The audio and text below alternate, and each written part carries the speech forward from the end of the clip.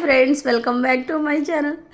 ఏంటోనండి అలా వెళ్ళి ఇలా వచ్చేసరికి చూడండి ఎలా అయిపోయిందో. ఏంటో ఇది అంటారా, ఇది ఒక రెసిపీ అంటారా? రెసిపీ కాదు ఫ్రెండ్స్, మాడిపోయిందండి. అదేంటంటారా, ఏమో నాకు అర్థం కాలేదండి. చాలా సిమ్లోనే పెట్టామంట అయితే ఇంకా నాకేం చేయాలో కూడా అర్థం కావట్లేదు అనమాట.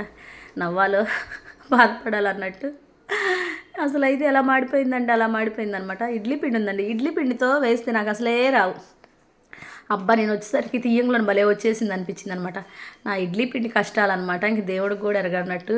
ఇడ్లీ పిండితో దోశలు వేస్తారని చాలామంది బాగా వస్తాయి అంటారు. అసలు నేను ఇడ్లీ పిండితో దోశలే కాదు కదా, ఏం వేసినా రావు. అదేంటో నాకైతే అర్థం కాదు. కానీ మా ఫ్రెండ్స్ కూడా చాలామంది అంటారు ఇడ్లీ పిండితో బాగా వస్తాయి పునుగులు కానీ దోశలు కానీ అంటారు. నాకేందో ఇడ్లీ పిండితో వేస్తే అసలు ఏమీ రావండి.